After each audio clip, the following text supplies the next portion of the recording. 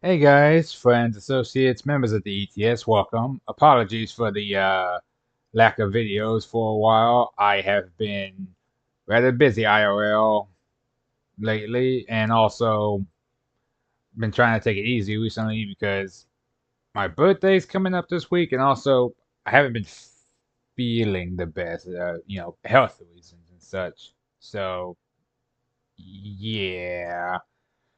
But I'm here again. I got a new headset, so I'm happy about that.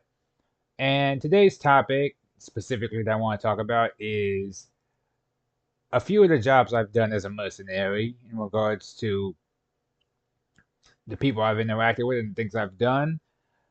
I'm gonna be honest. I actually prefer working with strangers than my own friends, which sounds a little bit weird, but let me throw out some pros and cons and give you a few examples as to what I mean, right? So, when I have to do a job, any kind really, like let's say it's just me and Boo, right? We do a job together, go about our business, etc., etc., etc. The problem is we both take very different approaches to it, and we can't really decide on a plan. Which I mean, we kind of lay out the groundwork beforehand of this is the objective, this is how we need to get it done. Which sounds like a plan, but it really isn't. It's like there's a person that we're trying to go find. He's in here. We need to go get him. Okay, cool.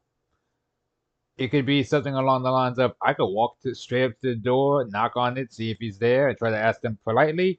She can come flying in through the window and just tackling somebody or punching a hole through the wall and going at it.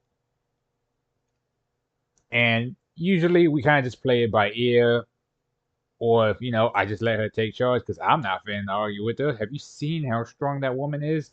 I've seen her grab buses and beat people with them. I'm not doing that. And there was another time I remember specifically where we had to go find someone who was harassing her sister Terry. Oh, I don't think I've told you about Terry. Terry is her sister. Nice lady. Don't bother her, or I say don't bother her. Don't let Boo catch you bothering her. She gets real uppity about that. But she, while she was in college, basically said, "Hey, one of my neighbors has been being weird, i.e., the person was being a creep, following her around, stalking her, the works." So we decided, okay, we'll go help her out. And this was in between jobs, so plenty of free time. So we went over there, tried to knock, and I guess the guy heard us coming in and arguing, or so he heard Boo chewing me out. So because he knew who we were, he snuck out the back door, or not the back door, the back window to his place to try to sneak into the parking lot. So when Boo heard him on the other side of the door, she kicked it in and started running after him, basically followed exactly in the way he was going. But she was a bit delayed because he was already in the parking lot by that point. So I took the other direct route and just went out the window that we saw him going so we can cut him off. So by the time we both got there, well, she got there before I did. I'll give her that. She is a very determined chaser. She ripped his bumper off of his car, but the guy got away. So while she was fuming at that idea of him like disappearing from us, I was watching his license plate. So had one of our people look it up, found him afterwards, and she gave him his bumper back, i.e., she shoved it into the back window of his car, and we I essentially talked to their parents about this because they were trying to press charges, and I was trying to keep Boo from ripping their arms off. And we basically just agreed your son stays away from Terry, and we won't have any problems anymore.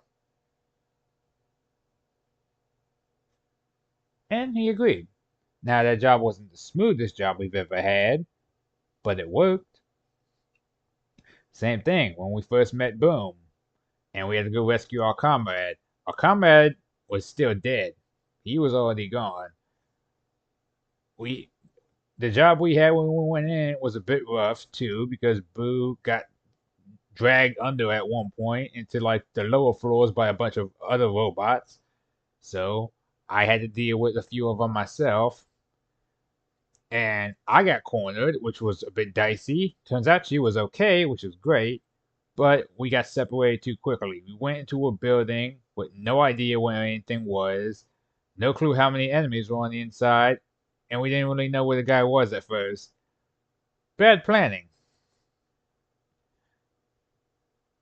But you can make the argument that's just our team dynamic that needs some tweaking. Okay, fair enough. The problem with also working with people you know is you get too attached. Personally, you look at them, you kind of think like, I'm going to do everything I can to make sure you're okay. But that's not always going to be the case. Sometimes it gets real dicey. And sometimes you might act out of emotion rather than necessity. You might forego the job entirely just to try to make sure your friends are okay. Or your loved ones, obviously. Which is another reason I don't like working with Meru. Because I get too protective of my little brother. And I guess Boo to an extent too, even though I know she's probably sturdier than I am. But that is the curse of having a big heart. There's a lot of room for people in it. And like I said, you can't really focus on the objective when you're always looking back over your shoulder to make sure the people behind you are still following. And also, like I said, I tend to treat the mood a bit lighter or be a bit more relaxed around people I know. It's a lot easier to crack jokes and one-liners and flirt whenever you're just going around with your friends and like maybe a few other associates of the attractive variety. Don't tell Nuki. But yeah, now I've worked a few times with strangers here and there too. Some associates me and Boo have came across a few times. Like I said, I think I mentioned before, there was Holly and her gang, and I did a few jobs with Lydia before. Small jobs though. They were more so favors to her because she kept asking. Let's see. I helped Lottie one time and her girlfriend deal with some people because there's backup and then there's the non-lethal kind of backup. She didn't want no one being put in the dirt, and she also wanted a distraction. We can do things like that.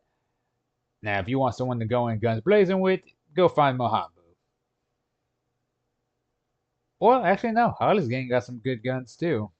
Which is funny though, because Lydia, she works with a few people that are known to use firearms, but she never touches the stuff. It's crazy. I'm starting to wonder if she even knows how to shoot. But I'm getting off topic.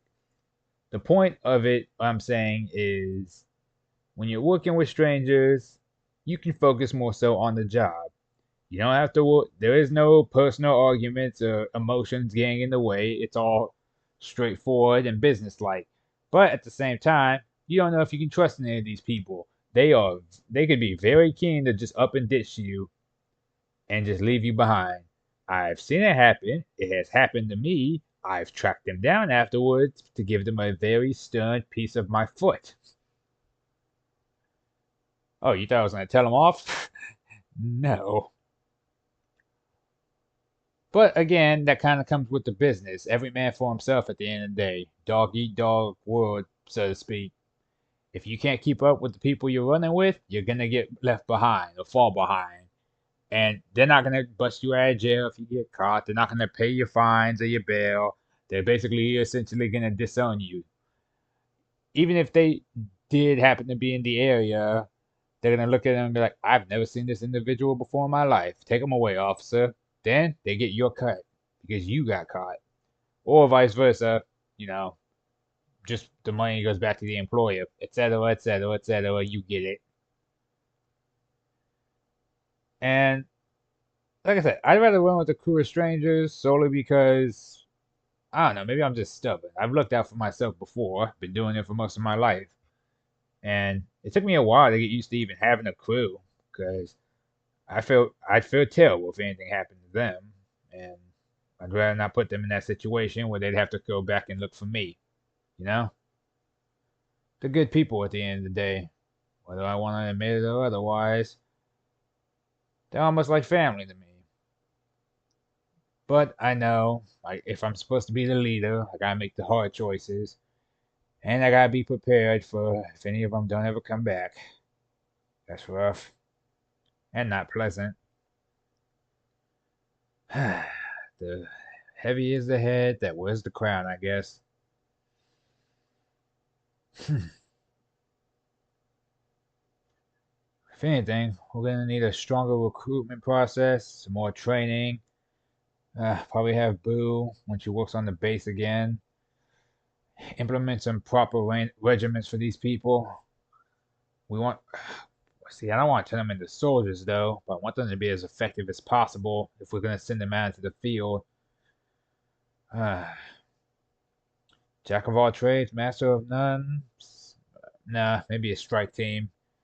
Individuals that specialize in things, but they can all roughly do each other's jobs if need be. Like a like a 75-25 variation. Nah, that's be stupid. It'd be more like 20-20-20-40. Ugh, that'd be even trickier, wouldn't it? See, this is why it's easier to work with strangers, okay? They already have their preset dossiers and shit, and you don't gotta give them skills afterwards.